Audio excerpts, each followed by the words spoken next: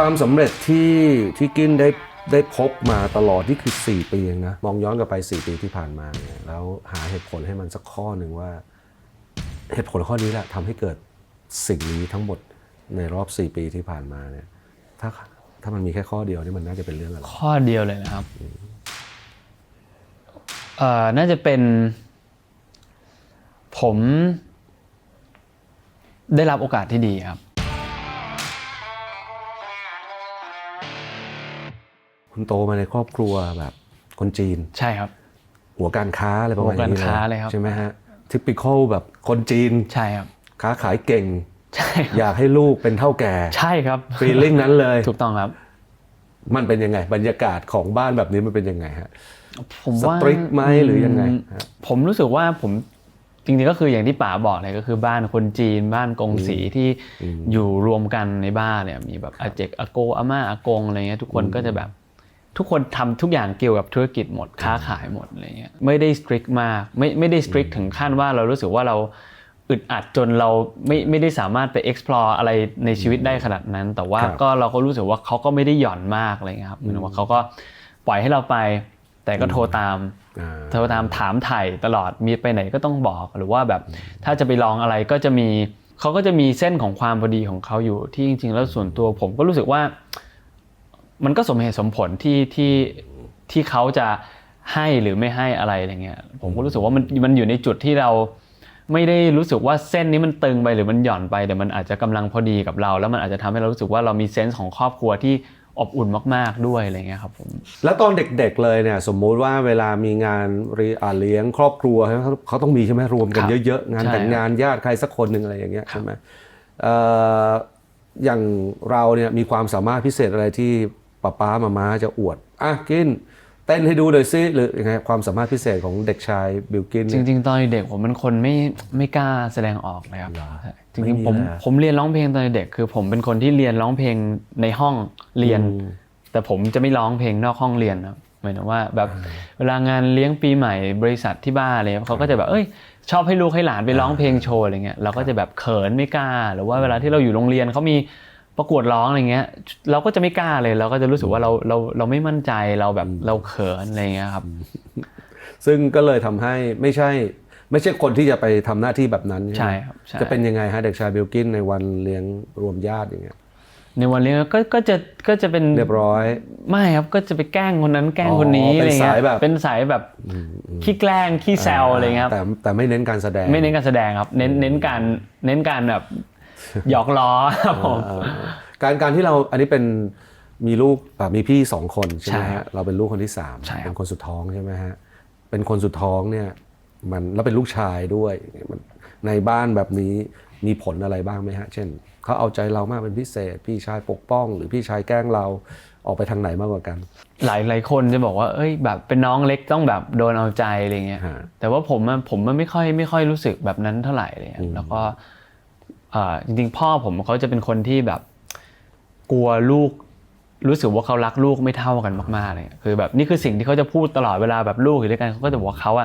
รักทุกคนเท่ากันเหมือนกันหมดเพราะฉะนั้นหมายว่าถ้าเขาให้อะไรใครเขาจะให้หมดถ้าเขาจะไม่ให้เขาก็จะ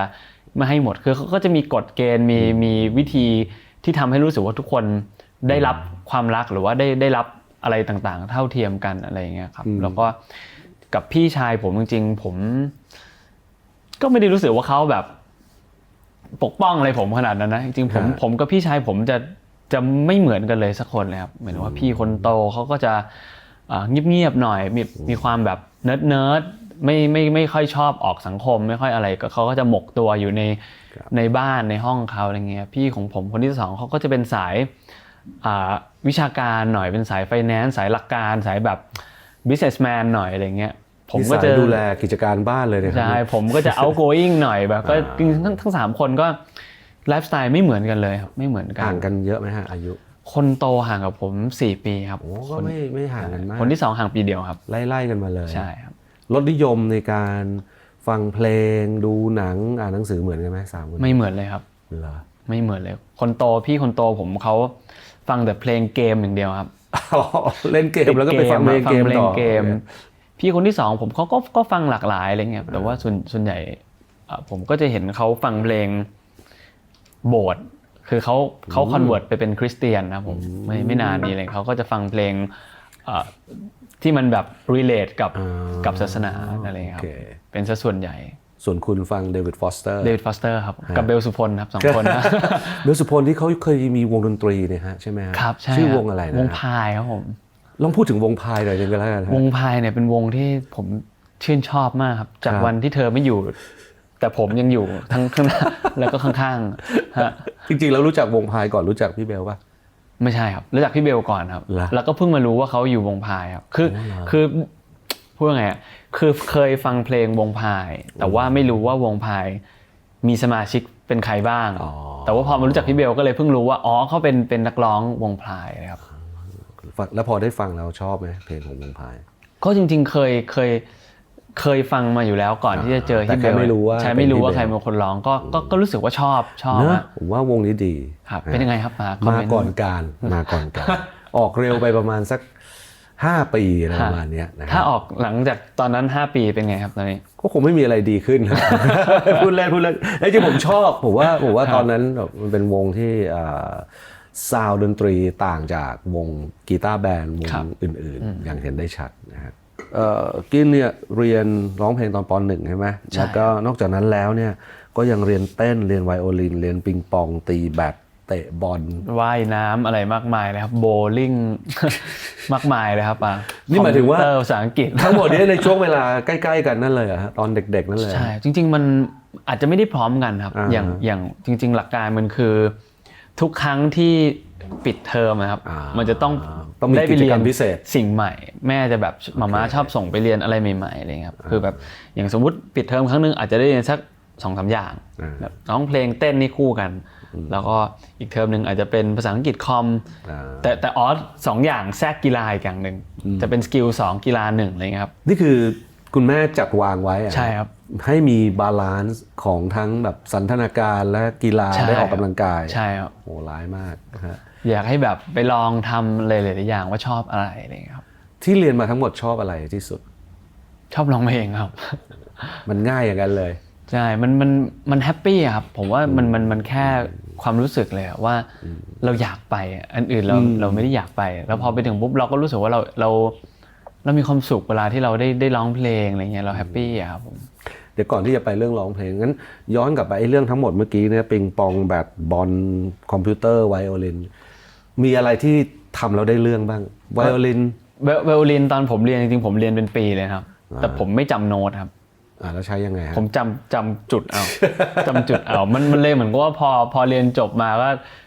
คืนครูไปหมดเลยครับก็คือเปิดโน้ตมาก็เล่นไม่ได้อยู่ดีเล่นไม่ได้อ่านไม่เป็นนะใช้วิธีท่องเอาคือจริงๆคลาสแรกเลยเขาให้สอนอ่านโน้ตครับอ่านโน้ตผมบอกผมไม่อ่านบอกครูสอนมาเลยเดี๋ยวผม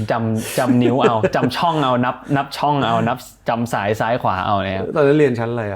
ตอนนั้นก็ประมาณประถมต้นๆเนี่ยสามารถต่อรองกับครูได้เล่นได้เป็นเพลงเลยนะครับแต่ว่าอ่านโน้ตไม่เป็นพอมันผ่านมันก็เลยผ่านไปเลยครับโอเคแต่บอลก็เพื่อสุขภาพเลยครับแต่จริงๆเป็นคนเตะบอลไม่เก่งเลยครับ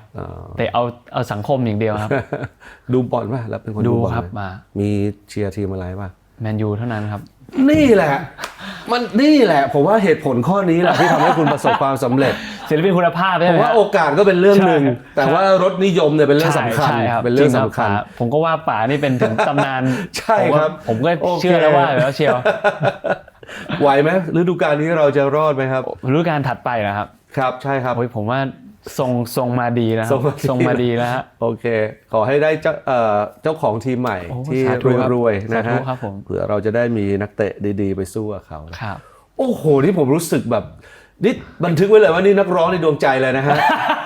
ตอนแรกก็แค่แบบพอฟังได้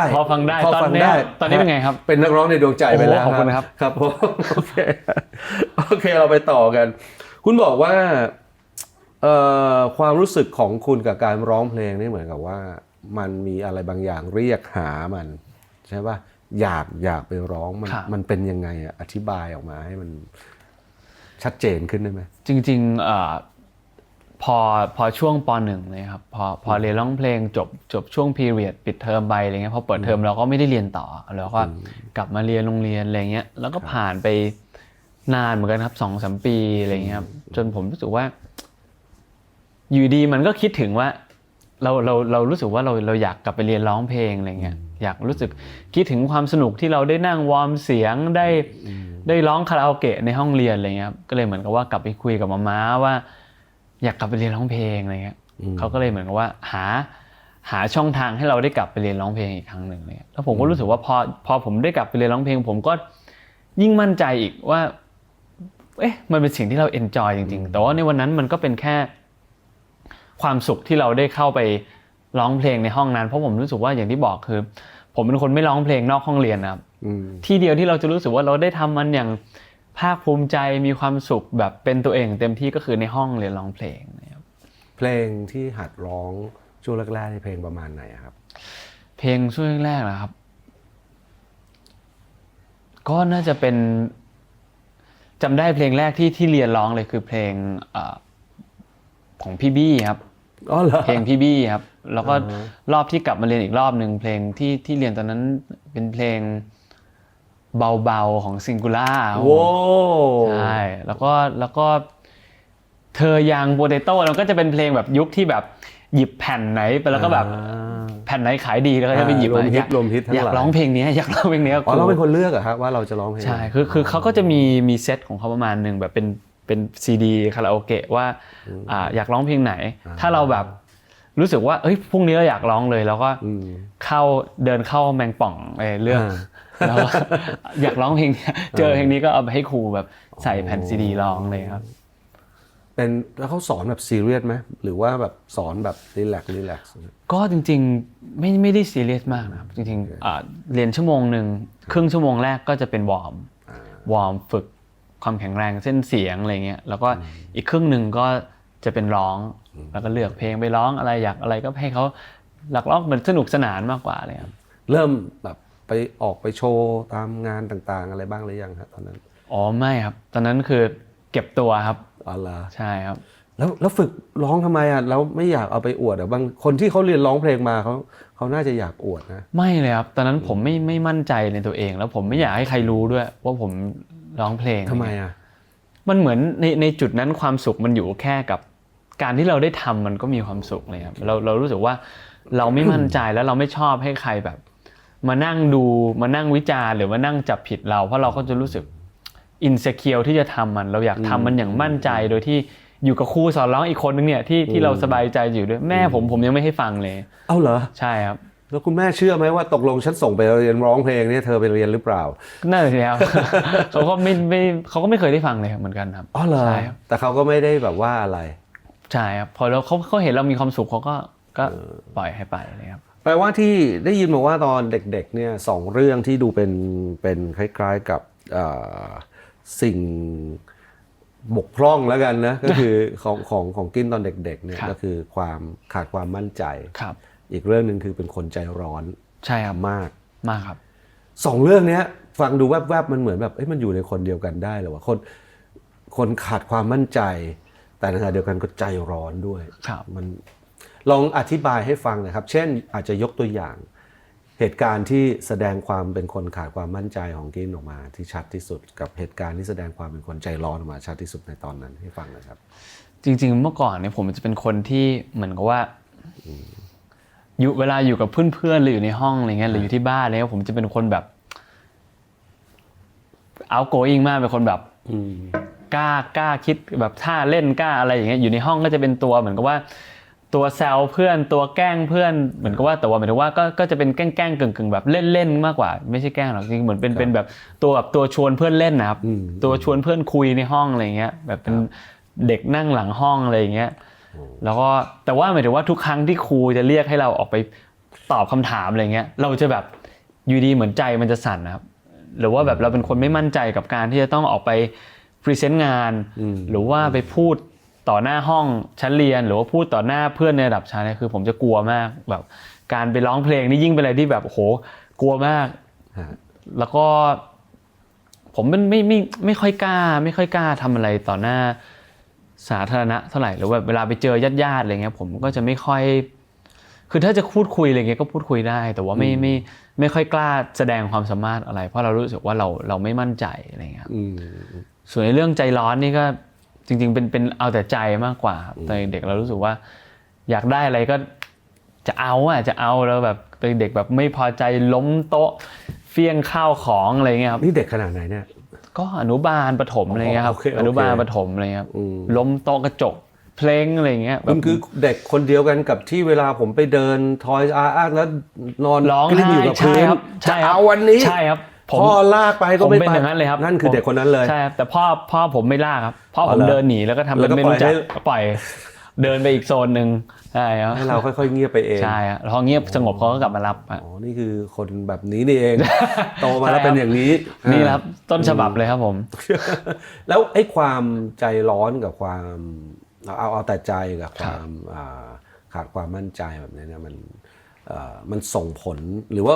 มันมีจุดเปลี่ยนอะไรที่ทุกวันนี้มันดูจะไม่ใช่อย่างนั้น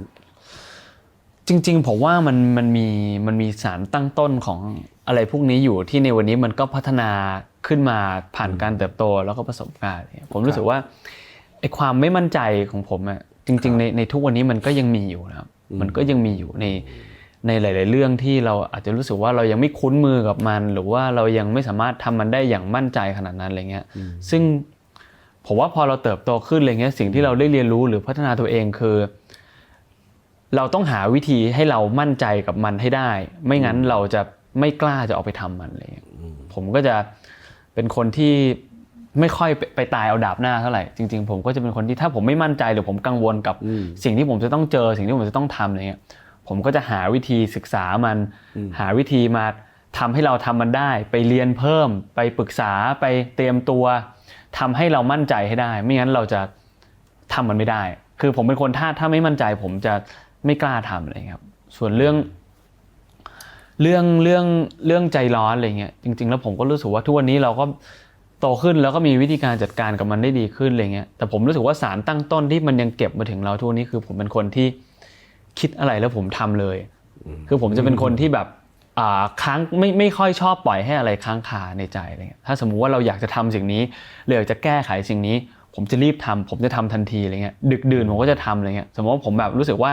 ลืมกระเป๋าตังค์ไว้บนรถบางคนอาจจะเดี๋ยวพรุ่งนี้ค่อยไปเอาอะไรเงี้ย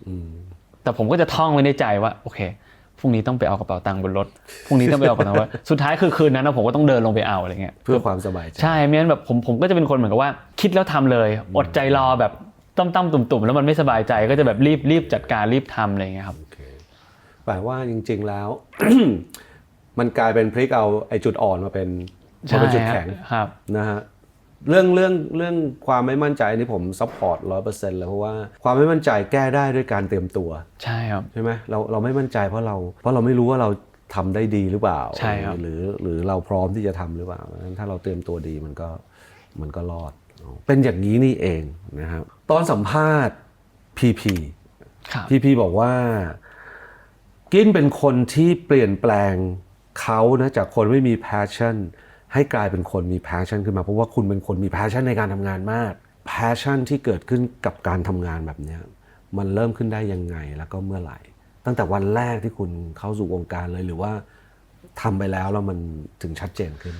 ผมว่ามันค่อยๆมาครับค่อยๆมาผมว่ามันทุก passion มันเริ่มจากการที่เรามีโอกาสได้ไปลองทำอะไรแล้วเราไปหลงรักอะไรสักอย่างหนึ่งในองค์ประกอบของสิ่งนั้นแล้วเราอยากจะทำมันพอเราทำมันด้วยความรู้สึกอยากทำมันด้วยใจปุ๊บมันก็นำพาให้เราไปเจอกับองค์ประกอบอื่นๆที่มันยิ่งมายิงใจเรามากๆยิ่งเราได้ก้าวขาเข้าไปข้างหนึ่งพอเราขยับตัวไปเราได้เห็นอะไรที่มันแบบเหมือนลุมอัดเราก็จะรู้สึกว่ามันเป็นสิ่งที่ทำให้เราแบบไม่อยากออกจากตรงนี้เลยเราอยากจะเดินไปข้างหน้า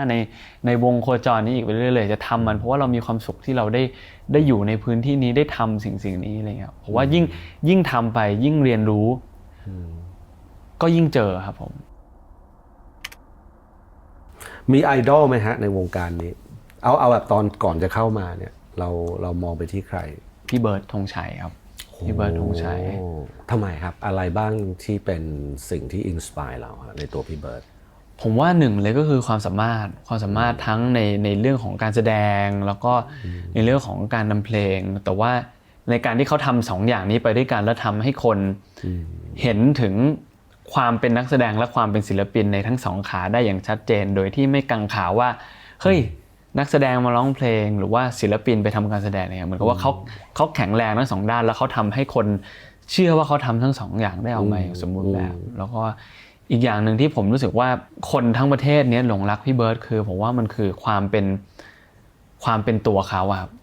ความน่ารักของเขาความเป็นกันเองของเขาความเป็นคนที่มี energy ที่ positive ของเขาที่ทุกคนจะรักเขาอะไรเงี้ยผมรู้สึกว่ามันเป็นสิ่งที่เป็นเหมือนแมจิกของความเป็นตัวเขาเนี่ยผมว่ามันเป็นสิ่งที่พิเศษมากๆพิเศษมากๆแล้วทำให้ตัวเขาพิเศษขึ้นไปอีกมากๆเลยครับกิ๊บนี่เคยเจอพี่เบิร์ดหรือยังฮะเคยเจอครั้งหนึ่งครับที่เจอโอกาสตอนไหนฮะที่สิงคโปร์ครับผมไปเจอที่สิงคโปร์ตอนนั้นผมอยู่ป .1 ครับใช่ครับอันนั้นเหตุการณ์เป็นยังไงครับก็ผมไปเที่ยวที่สิงคโปร์ครับกับที่บ้านทั้งหมดอะไรเงี้ยแล้วก็ไปพักที่โรงแรมนึงอะไรเงี้ยครับผมก็ลงมากินข้าวเช้าแล้วผมก็ลงมากับที่บ้านลงกันมาทั้งบ้านเลย10-20 คนเลยครับอยู่ในลิฟต์แล้วก็มีชาวต่างชาติคนหนึ่งเข้ามาในลิฟต์เข้ามาคุยแบบแล้วผมก็คุยกันในบ้านอะไรเงี้ยก็คุยภาษาไทยกันเนี่ยครับอยู่ดีก่อนจะเปิดลิฟต์เขาบอกว่าลงชั้นนี้หรือเปล่าครับ เป็นเหมือนชาวต่างชาติที่พูดไทยได้อะไรเงี้ยแล้วก็ตกใจก็เดินไปก็ไม่ได้คิดอะไรสักพักนึงเขาก็เดินไปนั่งเข้ามากับพี่เบิร์ดครับเอาเหรอใช่ครับเข้ามากับพี่เบิร์ดผมก็ตกใจมากเจอพี่เบิร์ดอะไรเงี้ยก็ไปแบบจริงๆผมเจอพี่เบิร์ดก่อนก็ไปแบบโอ้พี่เบิร์ดหรือเปล่าอะไรเงี้ยคุณพ่อผมเห็นก่อนอะไรเงี้ยแล้วก็เจอพี่เบิร์ดแกก็น่ารักมากลุกขึ้นมาแบบพูดคุยเป็นกันเองอะไรเงี้ยเขาก็ถามว่ามากับใครมาทำอะไรอะไรเงี้ยผมมาเที่ยวครับนี่วันนี้มากับอาม่าด้วยอาม่าตักข้าวอยู่ที่ร้านบุฟเฟ่อะไรเงี้ยเขาบอกคนไหนอะไรเงี้ยเขาก็เดินไปแล้วก็ไปจ้าเอ๋อาม่าผมเนี่ยพี่เบิร์ดน่ารักมากแบบเดินไปแบบไปสะกิดอาม่าแล้วอาม่าก็เหมือนหันมาเฮ้ยใครเลยอาม่าตกใจอ้าวพี่เบิร์ดแล้วตอนท้ายก็เลยเหมือนไปถ่ายรูปกันที่ตรงเหมือนโถงบันไดของโรงแรมเป็นรูปที่ยังติดกรอบอยู่ที่บ้านอยู่เลยครับป.1 เลยวันนี้ผมควงแขนพี่เบิร์ดใช่ครับพี่เบิร์ดน่ารักคือที่บ้านหลังจากนั้นคือที่บ้านแบบคือจากที่บ้านผมไปดูคอนเสิร์ตพี่เบิร์ดอยู่แล้วคือแบบหลังจากนั้นคือทุกคนแบบรักพี่เบิร์ดมากอะไรเงี้ยเขารู้สึกว่าเขานี่คือตัวตนจริงๆของเขาที่เราเห็นเขาบนเวทีเห็นเขาในทีวีคือตัวจริงเขาก็เป็นแบบนี้เลยน่ารักแบบนี้เลยอะไรเงี้ยครับถ้าได้เจอพี่เบิร์ดอีกครั้งหนึ่งณตอนนี้นี่รายการบูดดี้ป่ะฮะเนี่ยมีพี่เบิร์ดเดี๋ยวพี่เบิร์ดเดินเข้ามาป่ะฮะซ่อนอยู่ข้างหลังเนี่ยถ้าได้เจอเนี่ยคือไม่ใช่ถ้าได้เจอหรอกคือจริงๆแล้วแบบอยากคุยอะไรกับพี่เบิร์ดอยากทำงานอะไรกับพี่เบิร์ดไหมโอ้ผมว่ามันเป็นความฝันของศิลปินนะในไทยผมว่าพี่เบิร์ดเขาคือสำหรับผมในความรู้สึกเขาคือตำนานเขาคือคนที่อยู่มาในเจเนอเรชันที่ยาวมากและประสบความสำเร็จมาตลอดแล้วก็เป็นที่รักของทุกคนอะไรเงี้ยผมว่าทั้งในพาร์ทของการทำเพลงหรือการแสดงอะไรเงี้ยถ้ามีโอกาสได้ร่วมงานกับพี่เบิร์ดผมว่ามันก็จะเป็นอีกหนึ่ง achievement ในชีวิตที่เรารู้สึกว่าเราก็จะจดจำมันแล้วก็มันจะเติมเต็มอะไรสักอย่างหนึ่งในหัวใจครับผมเอาล่ะเราย้อนกลับไปที่ครอบครัวไหนๆก็พูดถึงอาม่าแล้วนะฮะคือตอนต้นที่เราคุยเรื่องครอบครัวของกินเนี่ยคือเป็นครอบครัวที่เตรียมปูทางอยากให้กินโตขึ้นมาเป็นเฒ่าแก่ในที่สุดวันนี้ไม่ใช่คือถ้าจะเป็นเฒ่าแก่ก็จะเป็นเฒ่าแก่แห่งวงการบันเทิงจะว่าไปก็เป็นเฒ่าแก่อยู่เหมือนกันนะตอนนี้นะใช่ไหมมีบิลกินเอนเตอร์เทนเมนต์อะไรอย่างเงี้ยใช่ไหมขอบคุณครับแต่ว่าสิ่งที่อยากทราบก็คือมุมมองของที่บ้านต่อการทำงานในวงการบันเทิงเนี่ยเขาเป็นยังไงบ้างก่อนที่เราจะเข้ามาทำงานวงการบันเทิงก็จริงๆผมว่าเขาก็ไม่ค่อยชอบหรอกครับว่าเขาก็ไม่ได้อยากให้เราเดินเส้นทางนี้เหมือนว่าทุกๆคนนะเหมือนว่าทั้งอากงอาม่าป้าหม่าม่าอาเจกอะไรอย่างเงี้ยผมว่าแต่ว่าเหมือนว่าผมว่าทุกๆอย่างมันเป็นไปด้วยความหวังดีเนี่ยว่าในมุมมองของเขาในด้วยประสบการณ์ของเขามองว่าสิ่งนี้มันคือการเต้นกินลำกินอะไรเงี้ยครับอาจจะเป็นนิยามนี้หรือว่าเป็นงานที่มีความไม่แน่นอนแล้วก็มีเรื่องของไลฟ์ไซเคิลที่ยึดติดอยู่กับตัวบุคคลอะไรเงี้ยเขาก็จะรู้สึกว่าทำธุรกิจดีกว่าทำค้าขายดีกว่าทำงานแบบนี้มันเหนื่อยนอนดึกกลับบ้านดึกไม่ดีนะอะไรอย่างเงี้ยคือตอนเด็กวันว่างๆเขาก็จะให้เราไปที่ออฟฟิศไปช่วยห่อของข้างบนไปช่วยแพ็คของไปช่วยแบบที่บ้านผมขายสังฆพันธ์นะครับไปช่วยแบบซีลแจกันกระถางธูป แพ็คของเดินเอาของไปส่งให้คนในร้านผมอยู่ที่สะพานเหล็กก็จะแบบเดินไปเลาะซอยนั้นไปส่งคนนั้นส่งคนนี้แบบไปแบงก์เอาเช็คไปเข้าอะไรเงี้ยหรือว่าแบบให้ไปอยู่โรงงานไปดูโรงงานไปดูเขาแบบหล่อของทำสีห่อของอะไรอย่างเงี้ยครับก็เหมือนกับสอนเราทำธุรกิจให้รู้จักธุรกิจของที่บ้านพาไปเจอลูกค้าที่โชว์รูมให้ไปช่วยจดออเดอร์ช่วยเสิร์ฟน้ำช่วยอะไรอย่างเงี้ยครับก็ตั้งแต่เด็กๆก็คือเขาก็ตั้งใจให้เราแบบมาทางนี้ตลอดเลยครับก็ดีนะผมก็รู้สึกว่ามันก็เป็นความสนุกอีกแบบนึงซึ่งผมว่าพอเราได้เรียนทางนี้ด้วยจริงๆทุกวันนี้ผมก็รู้สึกว่าผมก็ได้เอาสิ่งนั้นมาใช้อยู่เยอะมากๆนะครับหมายถึงว่าทั้งการมองตัวเองเป็นเหมือนกับ product นึงเป็นเหมือนคนที่เหมือนกับว่าสุดท้ายเราก็ต้องหาที่อยู่ในตลาดของเราอะไรเงี้ยหา positioning ของเราหา target segment ของเราหา value ของเราที่จะออกไปเสิร์ฟคนอะไรเงี้ยหรือแม้กระทั่งตอนที่เราเปิด Built-in Entertainment หรือว่าเปิดอะไรอื่นๆธุรกิจเล็กๆน้อยๆที่เรารู้สึกว่าเราทำมันสนุกด้วย passion อะไรเงี้ยผมว่าสุดท้ายแล้วมันก็ยังเก็บมาใช้ได้ในทุกวันนี้ผมก็รู้สึกว่ามันก็ยังมีอีกร่างหนึ่งของชีวิตที่เราก็ยังใช้แว่นตาของนักธุรกิจลงไปมองมันแล้วก็ทำมันอยู่ด้วยเนี่ยครับที่น่าสนใจคือแล้วจุดเปลี่ยนของที่บ้านที่มองมาที่สิ่งที่เราทำอยู่เนี่ยมันเริ่มต้นขึ้นตรงไหนเพราะว่าที่ได้ยินมาก็คือไปถ่ายละครที่ภูเก็ตก็ไปยกกันไปทั้งครอบครัวตามไปดูคอนเสิร์ตกันทั้งครอบครัวแปลว่าเขาไม่ได้มองสิ่งที่กินทำอยู่เหมือนแต่ก่อนแล้วสิใช่ครับจุดเปลี่ยนมันคือตรงไหนฮะจริงๆ turning point มันเร็วมากเลยคือแบบผมรู้สึกว่า turning point มันคือมันไม่ได้ค่อยๆเปิดรับแต่มันฟลิปอย่างนี้เลยครับคือผมว่าตั้งแต่วันที่เขาเห็นว่าเราเส้นแรกผมว่าเขาเห็นเราทำมันอย่างจริงจังแล้วเราก็เต็มที่กับมันจริงๆจุดที่สองผมว่าคือเขาเห็นผมทำมันด้วยความรักในการที่จะทำมันจริงๆด้วยแพชชั่นด้วยความสุขที่เราได้ทำมันได้อยู่ตรงนี้จริงๆอะไรเงี้ยแล้วก็ผมรู้สึกว่าก้าวสุดท้ายมันก็คือการที่เขาเห็นว่าเราก็เอาตัวรอดแล้วก็อยู่กับสิ่งนี้ได้ยึดสิ่งนี้เป็นสิ่งที่นำพาชีวิตเราไปได้ผมว่าสามก๊อกเนี้ยพอหมดปุ๊บผมว่าเขาหมดห่วงแหละ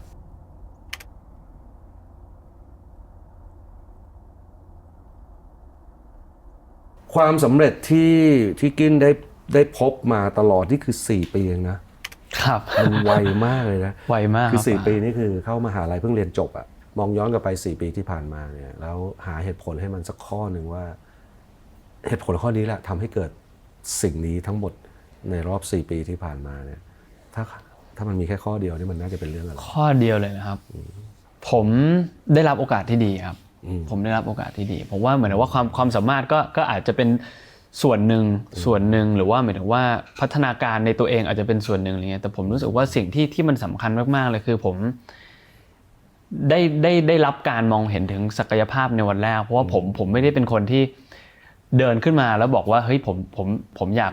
มาเป็นศิลปินอย่างจริงจังเพราะเราก็ไม่ได้มั่นใจในตัวเองขนาดนั้นอะไรเงี้ยผมรู้สึกว่าตั้งแต่วันนั้นที่ผมได้เจอกับพี่ยงพี่เบลสุพลที่นาดามิวสิกอะไรเงี้ยแล้วเขาก็เห็นถึงศักยภาพแล้วก็พาเราไป explore พาเราไปพิสูจน์ตัวเองในหลายแง่มุมของการทำงานอะไรเงี้ยแล้วก็หมายถึงว่าระหว่างทางหลังจากนั้นนะอย่างที่ผมบอกป่าว่ามันมีโอกาสที่เราไม่คิดว่ามันจะเข้ามาจากทั้งเรื่องของจังหวะแล้วอะไรก็ไม่รู้หรือว่าแม้กระทั่งผู้ใหญ่ที่มอบโอกาสดีๆให้เนี่ยผมรู้สึกว่ามันก็เป็นส่วนหนึ่งและเป็นส่วนสำคัญมากๆที่ทำให้เรามีพัฒนาการที่มันขึ้นมาเรื่อยๆอะไรเงี้ยผมว่ามันเกิดจากคนเห็นคุณค่าในตัวเราและให้โอกาสเราครับคนที่มีอิทธิพลต่อกินมากๆน่าจะมีอยู่4 คนนะฮะที่ลิสต์กันมาอยากให้กินพูดถึงทั้ง4 คนนี้ในแง่ที่เราได้ร่วมงานกับเขาเหล่านี้แล้วเราเรียนรู้อะไรจากการได้ทำงานกับเขาอย่างนี้บ้างนะครับคนแรกพี่ยงจริงๆเขาก็เป็นคนที่ให้โอกาสเราได้มาอยู่ในบ้านนาดาวแล้วก็สอนอะไรหลายอย่างทั้งในมุมของการทำงานแล้วก็ในมุมของการใช้ชีวิตอะไรอย่างเงี้ยครับผมรู้สึกว่าผมดีใจมากๆที่ผมได้มีโอกาสได้เจอเขาแล้วได้ประสบการณ์นี้แล้วได้เป็นหนึ่งในคนที่มีเชื้อของพี่ยงทรงฤทธิ์เนี่ย ก็ผมว่าเขาเป็นคนที่จริงจังกับเรื่องของคุณภาพมากๆมากๆถึงมากที่สุดนะครับคือเขาจะมีคุณภาพในหัวของเขาถึงแม้ว่าในมาตรฐานปกติมันอาจจะไม่ได้มีสิ่งนั้นถ้าเขาอยากทำเขาจะไปให้ได้ไม่ว่าด้วยอะไรก็ตามด้วยการทำงานที่หนักขึ้นหลายๆเท่าด้วยการลงทุนที่สูงขึ้นอะไรเงี้ยคือถ้าเกิดว่าเขามีภาพคุณภาพที่เขาอยากจะไปจุดที่เขาอยากจะไปเขาจะไม่คอมโพรไมซ์กับคุณภาพที่เขาอยากจะทำนะครับนั่นคือพี่ยงนะฮะพี่ยงครับคนต่อมา บอสนฤเบศภูมิกับคนนี้ก็เป็นอีกคนหนึ่งที่ได้เชื้อของพี่ยงมาอย่างเข้มข้นครับเป็นยงน้อยใช่ก็พี่บอสเขาก็เป็นคนที่เหมือนกันเลยนี่คือสิ่งที่แบบคล้ายๆกันเลยคือพี่บอสจะเป็นคนที่มีคุณภาพและภาพในหัวเหมือนกันเขาก็ไม่คอมโพรไมซ์เหมือนกันสิ่งหนึ่งที่ทั้งคู่คือพี่บอสและพี่ยงเขาจะทำให้เรารู้สึกว่าเราอยากจะไปกับเขาเสมอคือหมายความว่าจุดที่เขาอยากจะไปหรือเหตุผลที่มันซัพพอร์ตการตัดสินใจของเขาอะมันคอนวินส์เราทุกๆครั้งอะไรเงี้ยมันจะคอนวินส์แล้วมันจะอินสปายให้เรารู้สึกว่าเราอยากไปเหมือนกับที่เขาอยากไปได้เสมออะไรเงี้ยครับผมคือคอนวินส์เก่งอีกด้วยคอนวินส์เก่งด้วยแล้วผมว่าเขาเป็นคนที่มองอะไรไปข้างหน้าอยู่เสมอเขาอยากจะทำเขามองหาสิ่งที่ดีและใหม่อยู่เสมอเขาอินโนเวทอยู่เสมออะไรเงี้ยทั้งคู่คนต่อไปฮะเบลสุพลนั่งอยู่ตรงนี้ด้วยนะฮะอันนี้ต้องบอกคุณผู้ชมก่อนนะฮะเวลาพูดแล้วอาจจะเกรงๆหน่อยนึงฮะอันนี้แบบไม่ได้โม้นะฮะแต่จริงๆแล้วผมว่าหมายถึงว่าแม้กระทั่งพี่เบลด้วยก็ได้รับเชื้อจากพี่ยงเหมือนกันเป็นอย่างนี้กันหมดเลยใช่ผมว่าพี่ยงนี่คือเป็นเหมือนแบบแม่พิมพ์ของคนหลายๆคนที่แบบผมว่าคนบางคนอาจจะรู้ตัวหรือไม่รู้ตัวนะแต่ว่าเราของชาตินี่เองเราจะได้หลักคิดหรือวิธีการทำงานของเขาแทรกซึมมาในตัวเราแล้วสุดท้ายแล้วพอเราเจออะไรที่มันไม่ได้เป็นเหมือนที่เราเคยทำกับพี่ยงอะเราจะเริ่มแบบมีมาตรฐานที่สูงขึ้นโดยที่ไม่รู้ตัวครับอีกพาร์ทนึงพี่เบลผมรู้สึกว่าเขาเป็นเหมือนพี่ชายแล้วก็เป็นเหมือนเพื่อนผมด้วยจริงๆแล้วผมกับพี่อายุห่างกันเยอะเหมือนกันเลยแต่หมายถึงว่าผมรู้สึกว่าผมไม่ได้รู้สึกถึงgeneration gap กับเขาขนาดนั้นอะไรเงี้ยหมายถึงว่าเราจะไม่ได้รู้สึกว่าเวลาเราคุยกับเขาเราจะคุยกับเหมือนคุยกับผู้ใหญ่คือเขาเป็นคนที่ไม่มีอีโก้ครับหมายถึงว่าเขาเป็นคนที่เวลาที่เขาคุยกับเราเวลาที่เราอยากจะพูดอะไรเราสามารถพูดได้อย่างสบายใจพูดได้อย่างเต็มที่แล้วก็เป็นตัวเองได้อย่างเต็มที่แต่ในมุมกลับกันคือด้วยอายุของเขามีประสบการณ์ที่เหมือนเป็นเพื่อนเราที่มีประสบการณ์เยอะมากๆมีมุมมองที่เจ๋งมากๆอะไรเงี้ยพี่เบลก็ในพาร์ทของการเป็นศิลปินน่ะจริงๆพี่เบลน่าจะเป็นคนที่เข้าใจผมมากที่สุดแล้วก็สอนผมเยอะมากที่สุดเลยครับคนที่4พีพีครับพีเนี่ยเป็นคนที่ผมต้องใช้คำว่าโตมาด้วยกันนะครับโตมาด้วยกันแต่หมายถึงว่าไม่ได้เป็นแค่เหมือนคนในครอบครัวนะผมรู้สึกว่าจริงๆแล้วพีเป็นความสัมพันธ์ที่พิเศษสำหรับผมหมายถึงว่าพีเป็นคนที่อยู่กับผมมาตั้งแต่วันที่ผมยังไม่ได้เริ่มเข้ามาทำงานตรงนี้เริ่มรู้จักกันเริ่มทำพร้อมกันเริ่มทำงานเหมือนแทบจะมีเส้นทางการทำงานที่คล้ายกันมากๆเกือบจะเหมือนกันหมดอะไรเงี้ยคือทำมาด้วยกันนะครับทำมาด้วยกันเกือบทั้งหมดอะไรเงี้ยซึ่งผมรู้สึกว่าในพาร์ทของการทำงานไม่ใช่แค่การทำงานแต่หมายถึงว่าการทำงานในฐานะของนักแสดงหรือศิลปินที่ต้องไปทำงานตรงนั้นน่ะเขาเข้าใจผมมากๆเพราะเขาก็ทำมาด้วยกันแล้วก็ทำมาเลยแล้วก็ผ่านอะไรมาด้วยกันแล้วก็ในพาร์ทของชีวิตส่วนตัว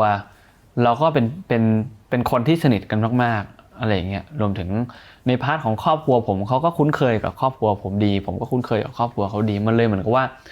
เราเป็นทั้งเพื่อนร่วมงานกันเราเป็นทั้งเพื่อนกันเราเป็นทั้งครอบครัวกันแล้วเราก็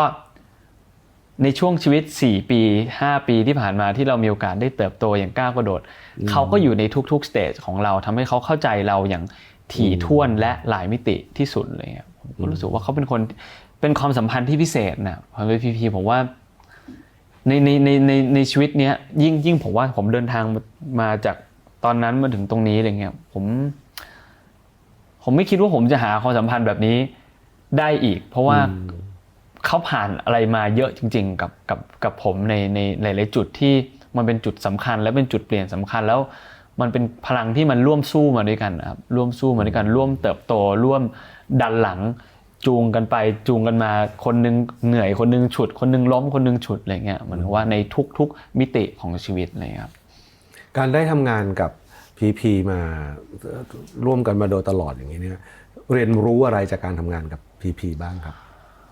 ก็ถ้ามันจะมีเยอะมากๆเยอะมากๆครับจริงๆผมว่าผมว่าสิ่งหนึ่งที่ผมได้เยอะมากคือวิธีคิดของคนอีกแบบหนึ่งคือผมกับพีจริงๆแล้วมีอะไรหลายอย่างที่เหมือนกันมากคล้ายกันมากมีรสนิยมที่จูนกันติดง่ายมากในหลายๆแง่มุมแต่ว่าในหลายๆแง่มุมมันก็ไม่เหมือนกันแล้วก็ทำให้เราต่างคนก็ได้เรียนรู้ซึ่งกันและกันด้วยได้หาตรงกลางระหว่างกันในการที่เราจะต้องทำสิ่งนี้ให้มันสำเร็จไปด้วยกันได้เอาวิธีคิดของเขามาปรับปรุงหรือว่าพัฒนาตัวเองด้วยเหมือนกันอะไรเงี้ยผมว่าเขาก็น่าจะได้อะไรจากผมไปเหมือนกันผมก็ได้อะไรจากเขาเยอะมากๆเหมือนกันอะไรเงี้ยผมได้เรียนรู้ถึงความสัมพันธ์นี้แหละนี่คือความพิเศษที่เรารู้สึกว่าในชีวิตนึงเรามีโอกาสได้เจอกับอะไรที่มันมีอะไรที่มันพิเศษแบบนี้มีความสุขแบบนี้แล้วก็ทำให้เราได้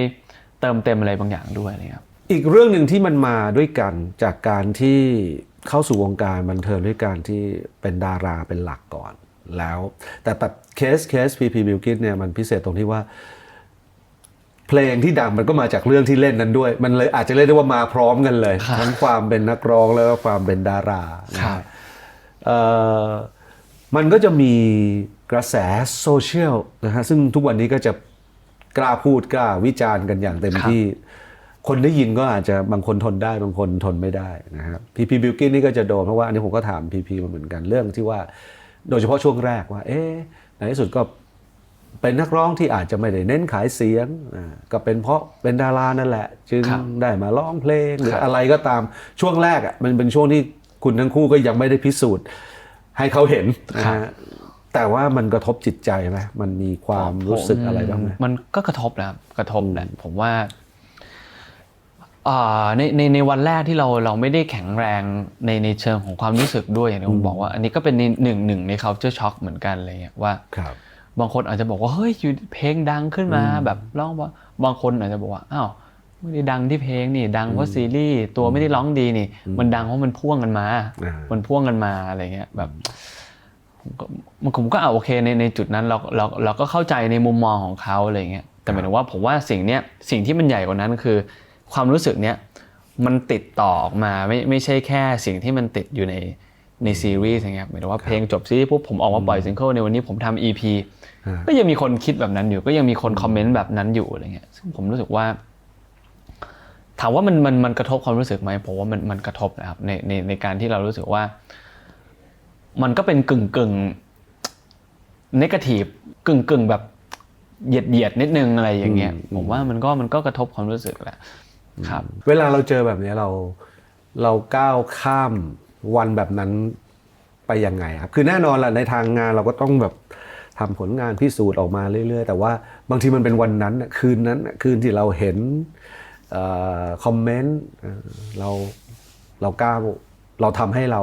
หลับสบายได้ยังไงในคืนนั้นบางทีก็โทรหาพี่เบลครับโทรหาพี่เบลก็มีโทรหาผู้จัดการก็มีอะไรเงี้ยหรือว่าผมว่าสิ่งหนึ่งที่มันก็ฮีลใจเราเวลาที่เราเจอคอมเมนต์ที่มันแย่ๆก็คือเราก็ไปอ่านคอมเมนต์ดีๆครับเราก็ไปอ่านคอมเมนต์ดีๆที่มันอยู่แถวๆนั่นแหละมันก็เป็นกำลังใจที่ดีนะครับผมจะมีopen chat นะครับของผมเองอะไรเงี้ยซึ่งก็จะมีคำพูดเติมกำลังใจทุกวันผมก็อ่านทุกวันลงไปส่งสติ๊กเกอร์บ้างลงไปขอบคุณบ้างผมว่ามันก็เติมกำลังใจทุกวันอะไรเงี้ยยิ่งเราเจอการวิจารณ์เรื่องไหนเราไปหาคอมเมนต์ดีๆในเรื่องเดียวกันอ่ะมันก็จะ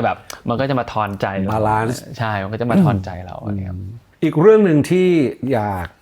ฟังจากประสบการณ์ของกินก็คือการปิดตัวลงของนาดาวครับตอนนั้นมันก็เป็นข่าวช็อกวงการเหมือนกันนะเพราะว่าจริงๆแล้วคล้ายๆกับว่าความสำเร็จของงานที่นาดาวทำออกมาอย่างต่อเนื่องเนี่ย มันก็มีแต่จะรอฟังการขยายตัวด้วยซ้ำไปแต่กลายเป็นว่าโอ้โหปิดลงตอนนั้นมันเกิดอะไรไม่ใช่เกิดอะไรขึ้นเอาเป็นว่า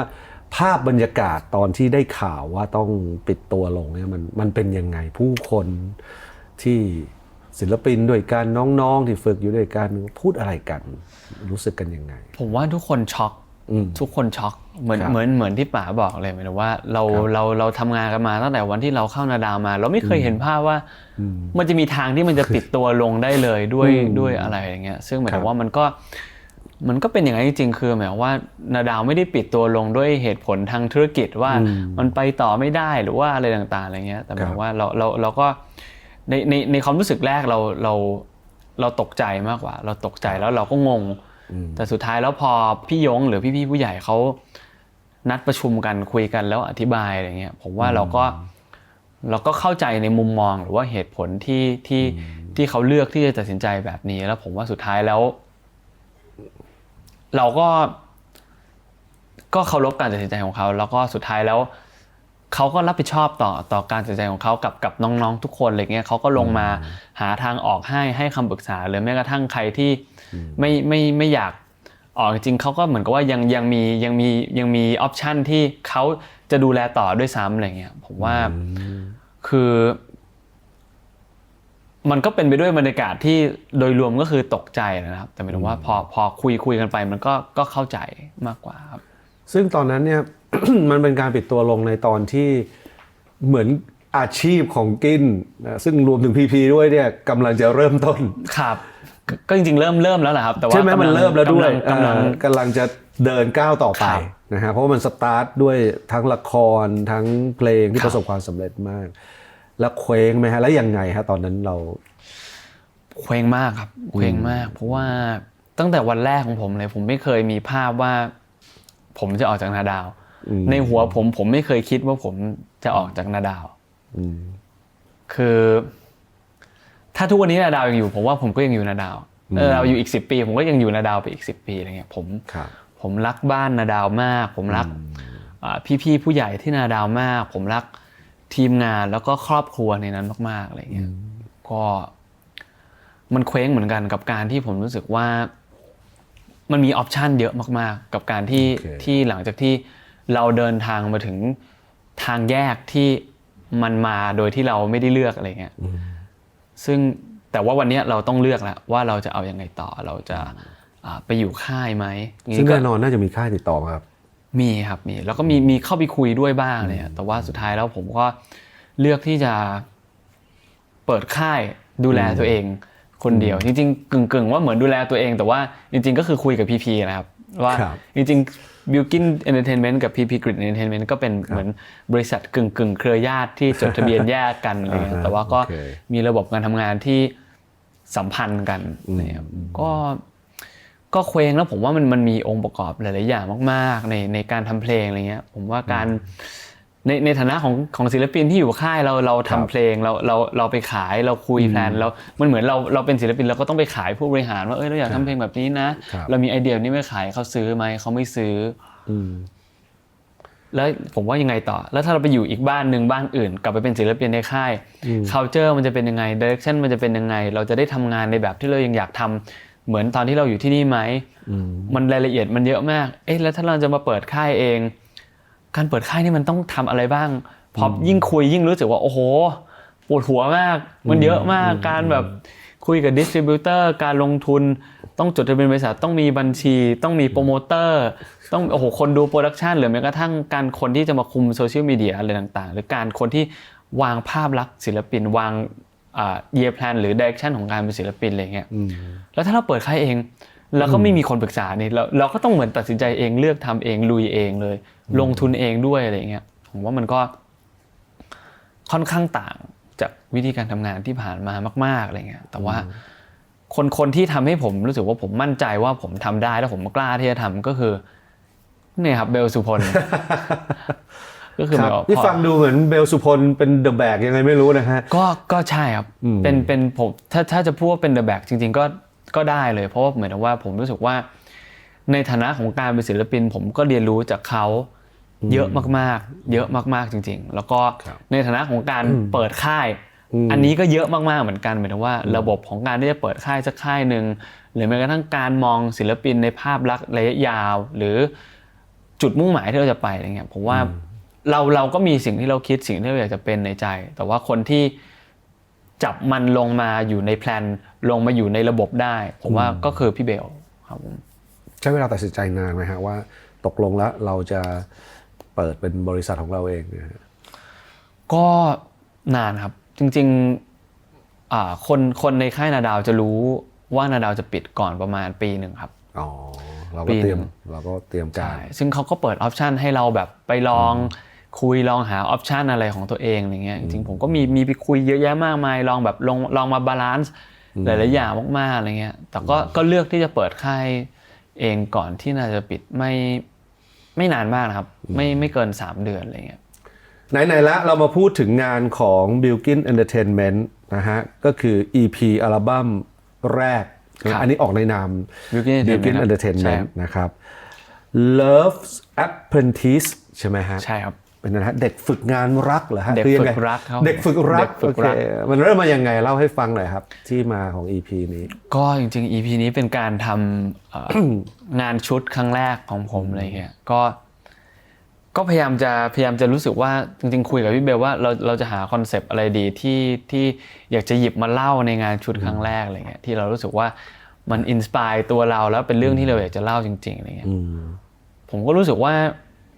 สิ่งหนึ่งที่ผมอยากเล่ามากๆก็คือ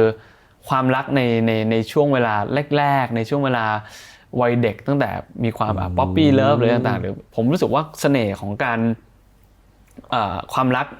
ในชุกยุคแรกคือเราไม่มีประสบการณ์นะครับทุกอย่างมันคือการ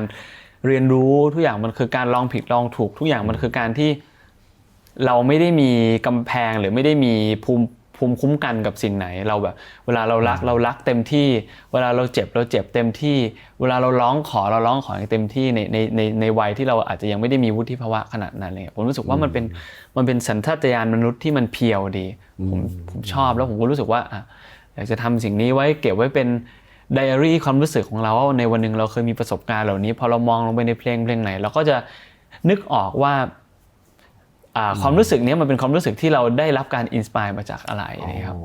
แปลว่าทั้ง5เพลงมีที่มาหมดเลยครับจากเรื่องจริงมีที่มาในใจครับนั่นโอเคงั้นเรามาไล่กันดูทีละเพลงแล้วกันนะครับเล่าให้ฟังหน่อยมันอาจจะไม่ใช่เรื่องที่มาอย่างเดียวแต่อาจจะเป็นที่มาของเพลงนะครับแนวทางที่มันออกมาเป็นอย่างนี้ชอบตัวเองตอนอยู่กับเธออันนี้มันมาจากอะไรครับผมว่าชอบตัวเองตอนอยู่กับเธอมันคือเวลาที่เราชอบใครสักคนเนี่ยครับเวลาที่เรารู้สึกว่าการที่เราจะบอกว่าเราชอบฉันชอบเธอเราชอบกันอะไรเงี้ยผมว่าสุดท้ายแล้วสิ่งที่ทำให้รู้ว่าเราชอบเขาคือเรารู้ว่าเราชอบความรู้สึกแบบนี้จังเลยเราชอบตัวเองในเวอร์ชั่นที่เราได้มีเธออยู่จังเลยเราชอบตัวเองในที่เราได้รู้สึกแบบนี้จังเลยอะไรเงี้ยผมรู้สึกว่ามันเป็นสิ่งที่ผมได้เรียนรู้ในช่วงของความรักที่ผ่านมาว่าเราชอบตัวเองแบบเนี้ยเราชอบตัวเองที่มีความสุขแบบเนี้ยเราชอบตัวเองที่ยิ้มทั้งวันแบบเนี้ยเราชอบตัวเองที่กระดีกระดาแบบเนี้ยซึ่งสิ่งที่ทำให้เราเป็นแบบนี้ก็คือเธอก็เลยได้เป็นสารตั้งต้นของเพลงชอบตัวเองตอนอยู่กับเธอครับอ๋อนี่คือสิ่งที่กินเริ่มต้นเพื่อนำไปบรีฟให้โปรดิวเซอร์และนักแต่งเพลงอีกทีครับแต่จริงแล้ว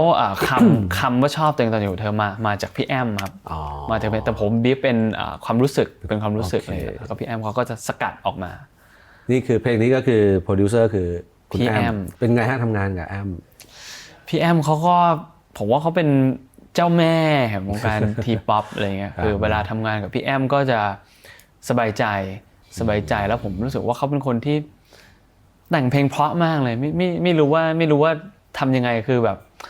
เป็นคนที่แต่งเพลงเพราะแล้วก็เป็นคนที่เล่าเรื่องผ่านเพลงได้ผมรู้สึกว่าตั้งแต่ตอนที่ทำเพลงโคตรพิเศษหรือลุงนี้เป็นแฟนกันตั้งนานแล้วอะไรเงี้ยพอในวันนั้นที่เราลงไปช่วยบรีฟอินเนอร์ของตัวละครเพื่อที่จะสกัดออกมาเป็นเพลงอะไรเงี้ยแล้วก็รู้สึกว่าเฮ้ยเขาเก่งจังเลยที่เขาแบบเก็บสารตั้งต้นหรือองค์ประกอบพวกนี้แล้วกลั่นมันออกมาเป็นงานที่เล่าเรื่องที่เราพูดออกไปเลยแต่ว่าสุดท้ายแล้วมันเป็นผ่าน execution ของเขาอะไรอย่างเงี้ยครับเพลงต่อมา การเดินทางที่สวยงามอันนี้ใครแต่งครับอันนี้เป็นพี่ทอยครับโอ้พี่ทอยทำงานกันยังไงฮะกับคุณทอยพี่ทอยเนี่ยจริงๆนัดไปคุยที่บ้านพี่ทอยครับนัดไปคุยบ้านพี่ทอยเป็นไงวะมืดๆนะครับมืดแล้วก็เหมือนถ้ำเลยป่ะใช่ครับเหมือนถ้ำคือไปถึงจอเกมเต็มไปหมดอะไรอย่างนี้เลยป่ะหมายห้องอันนี้ผมไม่ได้ขึ้นไปที่ห้องห้องเล่นเกมจะอีกห้องนึงคือเป็นการเข้าไปที่บ้านเขาที่ห้องบ้านมืดมากคือเปิดไฟดิมๆให้แบบเห็นหน้าเหมือนเราอยู่ในลัทธิอะไรสักอย่างนึงครับเหมือนเข้าเจอกับเจ้าลัทธิใช่ครับแล้วก็ไปถึงอาหารเต็มโต๊ะไปหมดเลยอะไรอาหารประเภทไหนพี่ทอยเรียนอะไรฮะเป็นอาหารแบบทั่วๆไปทอดมันกุ้งอะไรอย่างเงี้ยครับคือแบบแต่ว่าหมายถึงว่าเราไปถึงปุ๊บเราจะเห็นว่าแบบบ้านเขาแบบคนเยอะหรือว่าเหมือนบ้านเขาจะเป็นเหมือนแบบครอบครัวใหญ่ใช่เหมือนเราคุยกันที่โต๊ะอย่างเงี้ยแต่ไม่ได้เจอครอบครัวเขาครับเจอแบบเพื่อนเขาอะไรเงี้ยแล้วเขาก็จะนั่งแบบคุยนั่นคุยนี่กันแต่ทุกคนจะอยู่กันด้วยแบบความสงบอยู่ด้วยความสงบนี่เหมือนฉากแบบพวกหนังมาเฟียแล้วแบบเราไปเจอเจ้าพ่ออะไรสักอย่างเลยเหมือนเข้าถ้ำมากกว่าเหมือนเข้าถ้ำโอเคแล้วยังไงฮะคุยกันรู้เรื่องไหมกับทอยคุยกันรู้เรื่องในช่วงแรกครับโอเคก็เอาช่วงแรกก่อนเรื่องแรกก็เหมือนว่าคุยแต่ว่าจะเป็นแฟนพี่ทอยจะเป็นคนจดผู้จัดการด้วยผู้จัดการคอยจดโจทย์เพลงนั่นนี่นั่นอะไรเงี้ยพี่ทอยก็จะคุยก็จะเขาจะเป็นเหมือนอาร์ติสต์ครับเขาจะแบบแล้วนั่นไหมนี่ไหมงั้นลองทำอย่างนี้สิงั้นเขาก็จะแบบขายกันอะไรเงี้ยเราบรีฟเขาด้วยสารต้องต้นประมาณอะไรครับเพลงนี้จริงๆมันคือเรื่องของการ เปรียบชีวิตเหมือนการเดินทางอย่างที่ป๋าพูดนะตอนแรกผมรู้สึกว่าเหมือนว่าการที่เราอยากจะหลังจากที่เราชอบตัวเองตอนอยู่กับเขาเรารู้ว่าเราชอบเขาละผมรู้สึกว่าสเต็ปต่อมามันคือการที่จะชวนเขาเข้ามาร่วมอยู่ในชีวิตของกันและกันอะไรเงี้ยมันเหมือนกับการที่เราชวนเขามาร่วมการเดินทางกับเราก็ไปร่วมกันเดินทางเราร่วมเดินทางไปด้วยกันผ่านร้อนผ่านหนาวแล้วก็เหมือนกับว่าร่วมมีประสบการณ์ชีวิตในช่วงหลังจากนี้ไปด้วยกันร่วมเดินทางไปด้วยกันอะไรเงี้ยซึ่งพอเราเล่าอย่างนี้ไปแล้วทอยว่าไงฮะเขาก็บอกว่าดีครับดีเขาบอกเขาก็คิดว่าถ้างั้นเขาจะลองทำอย่างนั้นอย่างนี้อย่างนั้นอะไรเงี้ยแล้วก็พอคุยไปได้สักพักหนึ่งก็เริ่มแบบออกนอกเรื่องนะออกนอกเรื่องทีนี้ก็ไม่มีกลับมาเรื่องงานอีกแล้วครับก็มันไปเรื่องไหนฮะก็ไปคุยเรื่องนั่นเรื่องนี่เรื่องแบบเพลงตอนนี้แบบมันยังไงแบบพี่ทอยฟังเพลงแบบไหนตลาดเป็นยังไงพี่ทอยมองยังไงก็คุยกันไปพี่เบลก็ไปเขานั่งคุยกันยาวหมาบ้านเขาก็วิ่งไล่กวดผมก็วิ่งหนีครับมีเรื่องที่ไม่เกี่ยวกับเพลงบ้างไหมฮะที่คุยกันกับทอยก็มีบ้างครับเห็นพี่ทอยเขาก็มีเรื่องรถเขาอะไรเงี้ยเห็นเป็นเพลงการเดินทางที่สวยงามเข้าเรื่องรถต่อเลยทันทีครับในที่สุดก็คือคุยรู้เรื่องจบลงด้วยดีคุยรู้เรื่องแล้วก็จริงๆแล้วก็ต้องขอบคุณพี่เกียร์ที่จดไว้ครับมิฉะนั้นแล้วเพราะนั้นมันเหมือนเราฟุ้งคุยกันไปเรื่อยๆครับใช่แล้วหลังจากนั้นล่ะครับหลังจากนั้นก็ทำงานกันต่อไปก็หายไปประมาณ4-5 เดือนครับแล้วก็กลับมานานเหมือนกันนะนานครับแล้วก็กลับมาได้อย่างที่ต้องการเลยเป็นเพลงสุดท้ายปล่อยสุดท้ายแต่ว่าถ้าตาม EP เรียงไว้เป็นเพลงที่2ครับMr. Everything Mr. Everything อันนี้ใครครับ Mr. Everything เป็นพี่แทนครับผมโอเคแทนลิปตาครับผมบรีฟเข้าไปว่ายังไงฮะก็จริงๆอันนี้มันเป็นความรู้สึกของการอยากดูแลห่วงใยมันเหมือนกับว่าเวลาที่หลังจากที่เราเริ่มเดินทางมาด้วยกันแล้วเราอยากจะเหมือนกับว่าพอเรามีคนนี้เราอยากจะทำทุกอย่างให้เขาเลยอ่ะเราอยากจะแบบเราไม่อยากให้เขาทำอะไรเลยอ่ะเราอยากจะเซอร์วิสเขาทุกอย่างเลยเราอยากจะดูแลเขาทุกอย่างเราอยากจะทำทุกอย่างให้เขาไปหมดเลยเราอยากจะดูแลเขาให้ดีที่สุดอะไรเงี้ยคือเป็นความรู้สึกเป็นอินเนอร์นั้นว่าไม่ว่าจะทำอะไรเราก็จะนึกถึงเขาอยู่เสมอเรากินข้าวเราก็จะแบบเฮ้ยเขากินข้าวยังซื้อข้าวไปให้เขากินเฮ้ยนอนหรือยังอย่านอนดึกนะอะไรอย่างเงี้ยเพราะมันเป็นความรู้สึกที่อยากดูแลอยากเทคแคร์แล้วก็พี่แทนเขาก็สกัดออกมาเป็นคำว่า Mr. Everything ครับผมเพลงนี้นี่แบบว่าผมชอบมากนะจริงๆผมรู้สึกว่าแบบจังหวะมันก็สนุกผมเพิ่งรู้ว่าแทนทำนะฮะทำงานกับแทนเป็นยังไงบ้างครับพี่แทนเขาก็เป็นคนที่ค่อนข้างเป๊ะเรื่องแบบเวลาหรือว่าเวลาที่เราจะมาวางเรฟวางอะไรกันอะไรเงี้ยเขาก็จะถาม ละเอียดคุยกันให้ชัดอะไรอย่างเงี้ยครับแล้วก็เหมือนว่าเขาก็จะเป็นคนที่มีของดีๆออกมาเสมอแล้วก็ตรงโจทย์อะไรเขาก็จะแบบค่อนข้างให้ความสำคัญกับเรื่องที่เราอยากจะเล่าแต่เหมือนว่าเขาก็จะไปหาวิธีการหา execution ที่เขาเป็นตัวเขามาเบลนด์ครับกลับมาคบกันเถอะกลับมาคบกันเถอะนี่ก็เป็นพี่แทนเหมือนกันครับโอเคอันนี้เราบรีฟยังไงฮะก็ผมว่าหลังจากที่Mr. Everything ดูแลกันแล้วก็ผมว่าผ่านช่วงโอ้นี่เรียงเป็นเนื้อเรื่องเลยครับใช่ครับโอ้โหโอเคแล้วก็เรียงกันแล้วก็ดูแลกันผมว่ามันก็ต้องมีกระท่อนกระแท่นแล้วผมว่าในความรักครั้งแรกมันก็พอมันเลิกกันนะประสบการณ์เลิกกันครั้งแรกของผมนะผมรู้สึกว่ามันคือการที่เราไม่รู้ว่าหลังจากที่เราเลิกไปแล้วเราจะเจออะไรเราจะไปเจอความรู้สึกอะไรซึ่งเหมือนว่าประสบการณ์ของผมก็คือพอผมเลิกปุ๊บผมรู้สึกว่าบางทีการเลิกกันมันก็ดีในมุมที่ว่ามันทำให้เราได้เรียนรู้ชีวิตว่า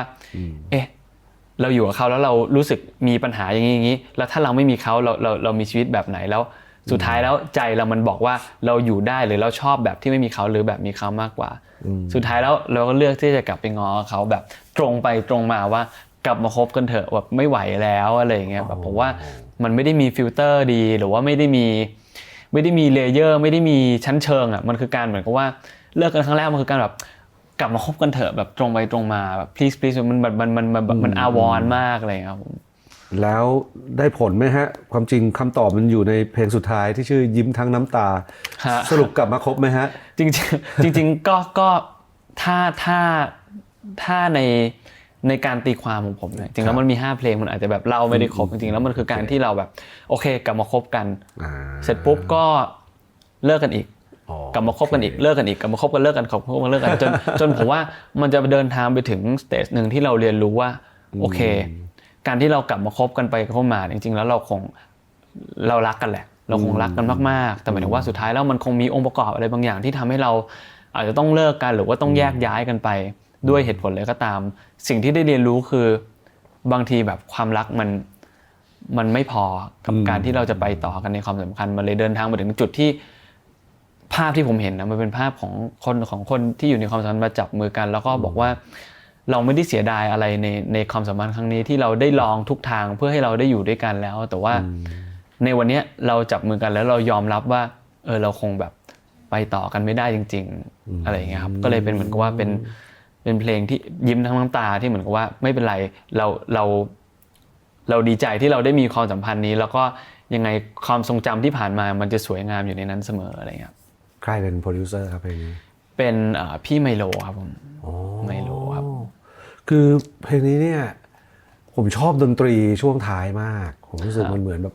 ไม่รู้อันนี้กินและไมโลตั้งใจหรือเปล่าที่จะให้มันจบเหมือนฉากจบในหนังอย่างนั้นเลยป่ะฮะครับมันดูแบบจบใหญ่ครับขึ้นเครดิตตอนท้ายฟีลลิ่งนั้นเลยใช่ไหมใช่ครับแล้วก็ได้พี่เติร์ดมาเขียนเนื้อด้วยครับเพลงนี้ก็เท่ากับว่าอันนี้คล้ายๆจะมีทิลลี่เบิร์ดมาใช่ครับโปรดิวซ์ให้นั่นเองถนัดฮะเขาถนัดพวกเพลงจบใหญ่ใช่ไหมวงนี้เพลงความรู้สึกเข้มข้นนี่ต้องให้เขาครับผมทางเขาพอได้ครบ5เพลงได้ฟังผลงานของอันนี้ต้องเรียกว่าเป็นผลงานของตัวเองจริงๆนะเพราะว่าแบบเข้าไปอยู่ด้วยในทุกขั้นตอนเลยรู้สึกยังไงกับงานตัวเองชิ้นนี้บ้างครับก็ดีใจนะครับ ดีใจที่พามันมาถึง5เพลงปิด EP ได้จริงๆเลยครับผมรู้สึกว่ามองย้อนกลับไป1ปีที่แล้วเรายังแบบกระท่อนกระแท่นไม่รู้อยู่เลยว่าปล่อยเพลงแรกมาจะตกม้าตายแต่เพลงแรกได้ต่อเพลง2 3 4 5หรือเปล่าอะไรเงี้ยแต่หมายถึงว่าสุดท้ายเราก็ยังนำพามันมาได้แล้วก็มันก็มีฟีดแบ็กที่ดีกว่าที่เราคาดหวังไว้อะไรเงี้ยผมก็รู้สึกว่ามันก็ดีใจแล้วมันก็มีกำลังใจในฐานะของศิลปินคนหนึ่งที่โอ้โหพอเราทำมาเราอยากจะขึ้นบ้านใหม่เราเนี่ยเราอยากทำต่อแล้วเพราะว่าเรามีกำลังใจเรารู้สึกว่ามีคนที่ให้คุณค่ากับงานของเรามีคนที่ให้คุณค่ากับทัศนคติของเรากับตัวตนกับสิ่งที่เราจะเล่าแล้วก็รสนิยมทั้งหมดหรือว่าอะไรต่างๆองค์ประกอบอื่นๆอะไรเงี้ยมันดีใจแล้วมันทำให้เรามีกำลังใจในการจะทำทุกๆอย่างในงานนี้อะไรครับบิลกินคนที่ก่อนที่จะอัลบั้มนี้จะเสร็จเนี่ยก่อนจะเริ่มต้นเลยก็ได้นะครับกับบิลกินคนที่นั่งอยู่หลังจากอัลบั้มนี้เสร็จแล้วเนี่ย มีอะไรเปลี่ยนแปลงไปบ้างโอ้โหเยอะมากเลยครับเยอะผมว่าในฐานะของศิลปินนี่ผมก็เติบโตขึ้นเยอะมากๆอะไรเงี้ยกับการที่ผมว่าที่ผ่านมาพอเป็นเพลงประกอบซีรีส์เรามีโจทย์หรือมีเรื่องของซีรีส์มาช่วยเราเยอะเหมือนกันกับการที่เราเอาสารตั้งต้นนั้นมาตีความแล้วถึงบรีฟอะไรเงี้ยหรือว่าการทำซิงเกิลมันก็เป็นอะไรที่เป็นความรู้สึกแบบแวบหยิบมาจากตรงไหนก็ได้อะไรเงี้ยแต่หมายถึงว่าพอผมทำ EP ครั้งแรกผมอยากจะหาคอนเซปต์ของมันให้ได้แล้วก็อยากจะทำให้มันเกี่ยวเนื่องกันสมกับการเป็นเพลงชุดจริงๆอะไรเงี้ยมันเหมือนกับว่าอันนี้มัน out of nowhere เลยครับแต่ว่าเราจะต้องสร้างโครงสร้างทั้งหมดที่กว่ามันจะแตกย่อยออกมาเป็นรายละเอียดของมันแต่ละอันอะไรเงี้ยการวางแผนของมันหรือว่าแม้กระทั่งในอัลบั้มนี้ผมพยายามจะใส่รสนิยมลงไปมากขึ้นในความเป็น pop soul มากขึ้นแล้วก็ในรายละเอียดของดนตรีหรือ arrangement เราก็ต้องศึกษาอะไรลงไปมากขึ้นบางทีเราลงไปเราก็ได้เรียนรู้เลยมากขึ้นในเรื่องของเรื่องที่เล่าหรือแม้กระทั่งผมก็เพิ่งเรียนรู้เรื่องของการวางฟังก์ชันของเพลงในเพลงชุดว่ามันจะต้องมีเพลงช้ามีเพลงเร็วหรือเหมาะสมยังไงอันนี้คือเป็นผมได้เรียนรู้อะไรเยอะมากนี่ต้องไปฟังตอนพี่กบเลยเนี่ยเขาจะมีช้าหนึ่งเร็วหนึ่งอะไรอย่างเงี้ยต้องไปฟังก่อนครับเนี่ยก็พี่เบลก็สอนผมเยอะมากแล้วก็เหมือนว่าทำงานกับโปรดิวเซอร์คนไหนเราโยนอะไรไปเราฟุ้งอะไรไปเขาก็จะมีสารอะไรบางอย่างที่อินสไปร์เราแล้วเหมือนกับว่าเพิ่มประสบการณ์ให้เราอยู่ตลอดอะไรเงี้ยผมว่าจบ5เพลงนี้เราก็แข็งแรงขึ้นในฐานะของศิลปินที่เราเล่าเรื่องหรือว่าทำงานผ่านเพลงอะไรเงี้ยครับเมื่อกี้มีทีมงานกระซิบมาว่ากำลังจะมีคอนเสิร์ตจริงๆตอนที่เราออกอากาศเนี้ยน่าจะประกาศเรื่องคอนเสิร์ตนี้ไปแล้วแต่ว่าถือโอกาสนี้เล่าให้ฟังหน่อยครับผมกำลังจะมีคอนเสิร์ตเดี่ยวครั้งแรกครับผมในชีวิตเลยนี่คือคอนเสิร์ตเดี่ยวไม่ใช่แฟนมีตไม่ใช่แฟนมีตเป็นคอนเสิร์ตเดี่ยวครั้งแรกของชีวิตเลยครับผมครับก็วันที่4 พฤศจิกายนนี้ครับผมที่ Impact Arena ครับผมชื่อคอนเสิร์ต Tempo ครับผมทำไมถึงชื่อนี้ผมรู้สึกว่า Tempo มัน reflect ตัวตนของผมดีผมรู้สึกว่าหมายถึงว่า Tempo ในที่นี้คือหมายความว่า Tempo มัน reflect ความรู้สึกหรือว่า reflect มุมในแต่ละชีวิตของเราอะไรเงี้ยในบาง Tempo เราเร่งในบาง Tempo เราผ่อนคลายบางเทมโปมันให้ความรู้สึกของชีวิตที่มันแตกต่างกันรวมถึงเพลงที่เราทำเราก็อาจจะมีเทมโปหรือรสชาติที่มันแตกต่างหรือหลากหลายรวมถึงชีวิตของเราก็มีประสบการณ์ในหลายๆแง่มุมหรือว่าประสบการณ์ที่มันทั้งขมทั้งหวานทั้งอะไรต่างๆผมว่ามันก็ถูกรีเฟล็กออกมาในเทมโปที่มันต่างกันหมายถึงว่าผมรู้สึกว่าคอนเสิร์ตเนี้ยมันคือเทมโปของผมเป็นแบบเนี้ยมีแบบไหนบ้างรอดูในคอนเสิร์ตครับผมเป็นจังหวะชีวิตของครับบิลกินครับที่เอามาเล่าผ่านคอนเสิร์ตครับจนทำงานมาถึงตอนนี้แล้วเนี่ยนิยามคำว่าศิลปินในความเห็นของบิลกินคืออะไรครับศิลปินคืออะไรศิลปินของผมก็คือตรงตัวเลยครับศิลปินคือคนที่ถ่ายทอดศิลปะแล้วก็เล่าเรื่องราวความรู้สึกตัวตนผ่านตัวกลางใดตัวกลางหนึ่งใส่สารของตัวเองลงไปในนั้นอะไรเงี้ยซึ่งผมรู้สึกว่าแต่ละคนก็มีรูปแบบในการทำงานหรือรูปแบบของศิลปะที่ทำไม่เหมือนกันมีเนื้อหาในศิลปะนั้นหรือสิ่งที่อยากจะสื่อสารก็ไม่เหมือนกันนะครับซึ่งตอนนี้เราก็พยายามเดินไปสู่จุดนั้นอยู่ใช่ไหมครับก็จริงๆผมว่าในวันนี้ผมก็รู้สึกภูมิใจกับงานของตัวเองนะหมายถึงว่าผมก็รู้สึกว่านี่ก็เป็นสิ่งที่ผมทำผมก็พยายามจะลงไปใส่ความเป็นตัวเองใส่แนวคิดใส่รสนิยมใส่ทัศนคติลงไปในงานของผมอย่างเต็มที่ที่สุดอย่างที่เรารู้สึกว่าเราภูมิใจแล้วมันเป็นตัวเราที่สุดในรูปแบบที่เรารู้สึกว่าเรามีความสุขที่จะได้ทำมันแล้วก็จริงใจกับมันครับตลอด4 ปีในวงการกินอยากขอบคุณใครมากที่สุดแล้วก็อยากขอโทษใครมากที่สุด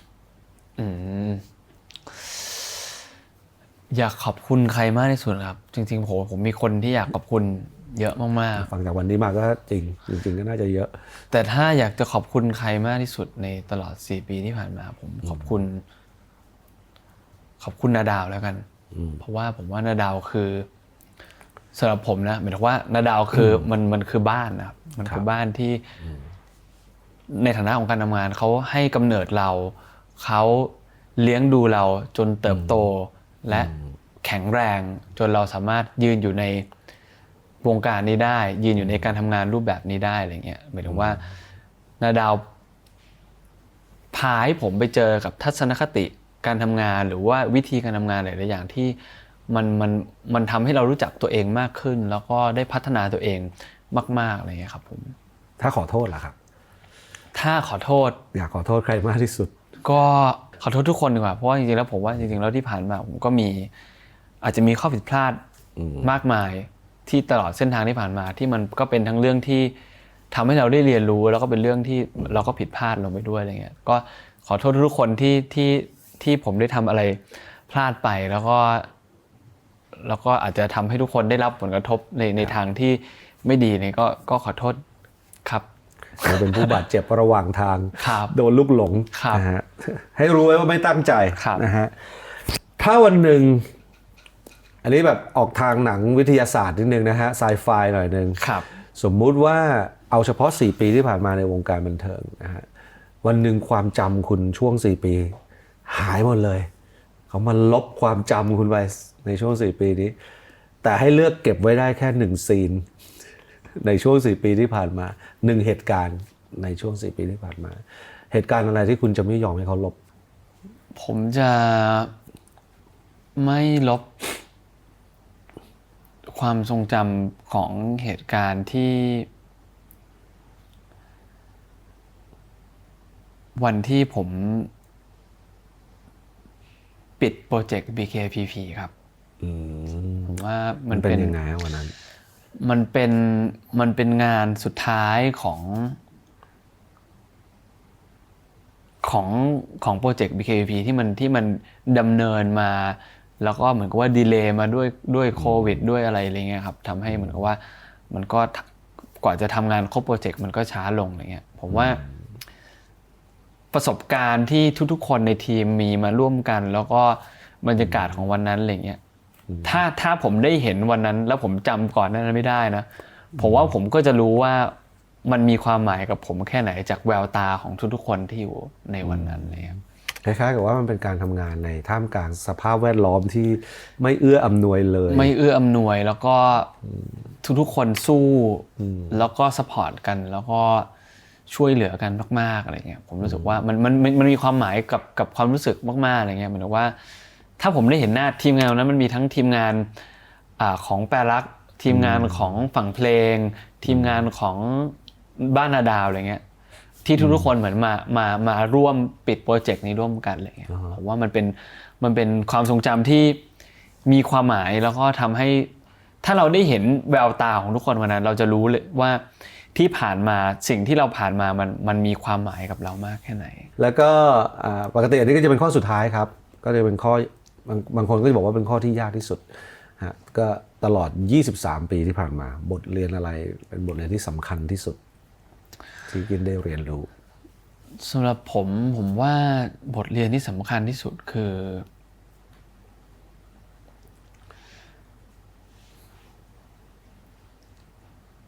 หาความชอบและความถนัดของเราให้เจอครับแล้วก็สุดท้ายแล้วผมว่ามันเป็นสิ่งที่สำคัญกับการดำเนินชีวิตมากๆเลยครับว่าถ้าเกิดว่าเราชอบอะไรหรือว่าเราถนัดอะไรบางครั้งถ้าเราชอบอะไรแต่เราไม่ได้ถนัดมันก็อาจจะไม่ได้ทำให้เรารอดเราถนัดอะไรแต่เราไม่ได้ชอบมันก็อาจจะไม่ได้ทำให้เรามีความสุขของผมโชคดีที่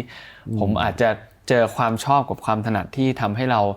ดำเนินงานไปด้วยความสุขได้อะไรเงี้ยแต่หมายถึงว่าผมรู้สึกว่าผมดีใจที่ในวันนี้ตัวผมเองมองตัวเองในวันนี้แล้วเรารู้จักตัวเองมากพอจากการที่ต้องขอบคุณมาม่าที่พาเราไปเรียนหลายๆอย่างแล้วเราได้ลองหลายอย่างจนเรารู้ว่าเราชอบอะไรแล้วเราสามารถเอาสิ่งนี้มาทำให้เราดำเนินชีวิตต่อไปเป็นอาชีพของเราได้ไหมผมดันทำได้ผมโชคดีแต่หมายถึงว่าผมว่าชีวิตเรามันจะหาความสุขหรือว่าหาวิธีการอยู่รอดไม่ได้เลยถ้าเราไม่เจอความสุขไม่เจอความชอบกับความถนัดที่สุดท้ายแล้วมันต้องผสมกันและเป็นความสุขที่พอดีกับตัวเราเลยครับ เรามีของที่ระลึกมอบให้ฮะคือเอาไว้ใส่ซ้อมคอนเสิร์ตนะฮะ โอ้ ขอบคุณครับป๋าสกรีนชื่อข้างหลังแล้วติดเบอร์ด้วยได้ไหมครับ ได้ครับ Lion Gigs